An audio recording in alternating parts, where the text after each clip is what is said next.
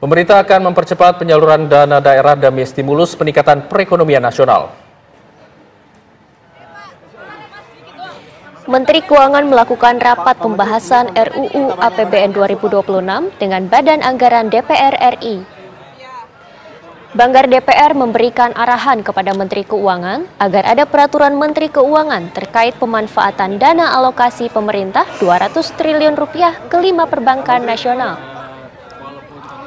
Untuk meningkatkan perekonomian, Menteri Keuangan meminta kepala daerah agar belanja daerah dipercepat. Sebelumnya, Menteri Keuangan Purbaya telah membahas RUU APBN 2026 bersama Komisi 11 DPR RI. APBN ke daerah berkurang.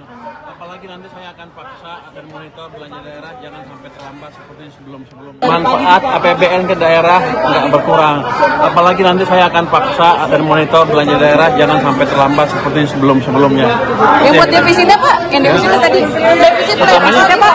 2,68% kan? Ya itu apa nanya berbahaya apa enggak? Itu nggak apa-apa, itu masih di bawah 3% dan diperlukan untuk nanti menciptakan pertumbuhan ekonomi yang lebih cepat. Jadi nggak usah takut, kita tetap hati-hati. Pemirsa, Kejaksaan Agung terus mendalami kasus dugaan korupsi pengadaan laptop yang menjerat mantan Mendikbudristek Nadiem Makarim. Ya, meski tim kuasa hukum Nadiem sempat menyebut Nadiem tak menerima aliran dana, namun sejumlah pihak menilai korupsi tak harus menguntungkan diri sendiri.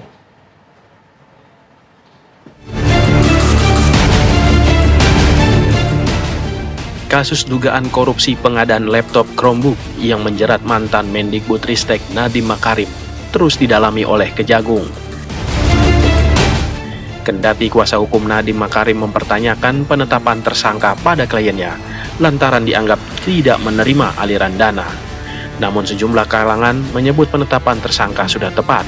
Ini kalau kita melihat pengungkapan kasus ini, Kejaksaan Agung luar biasa. Artinya disasar dari yang kecil. Oh, direktur SD, direktur SMP, kemudian stafnya dan sebagainya. Baru staf direktur ini paling tidak kan menyangkut bahwa ini adalah anjuran dari Pak Nadiem. Kan gitu kan? Pak Nadiem yang memerintahkan kan melihat kalau berbagai kasus yang dicerahkan dari penerangan kejaksaan itu sudah demikian rigid perannya. Lah, pertanyaannya, Pak Nadiem berani menabrak aturan, berani memberikan perintah itu. Pak Nadiem diperintah siapa? Seolah mengamini, akademisi Renal Kasali juga menilai kasus Nadiem mencoreng dunia pendidikan. Renal Kasali menilai grup percakapan yang dibuat Nadiem menjadi celah untuk Kejaksaan Agung menetapkan status tersangkanya. Jika diangkat atau baru saja disebutkan begitu ya, baru dapat bocoran, dia sudah bikin grup WA Mas Menteri Kortim. Aduh, ini menjadi pintu masuk bagi kejaksaan. Dan perlu kita ketahui semua bahwa tidak semua orang yang jadi tersangka itu pasti adalah koruptor. Belum tentu juga memang. Tetapi di situ jadi pintu masuk. Karena Anda belum diangkat menjadi menteri, tetapi Anda sudah membentuk tim itu. Lagi-lagi adalah apa yang mau dipecahkan masalahnya kalau kita belum mengenal betul masalahnya. Tidak sekolah di sini, tidak tahu benar, tidak pernah bekerja di sekitar pendidikan, tiba-tiba melakukan pemecahan masalah dengan pengadaan. Dalam kasus yang merugikan negara 1,9 triliun ini, Kejagung telah menetapkan sedikitnya 5 tersangka termasuk Nadiem Makarim. Tim TV One mengabarkan.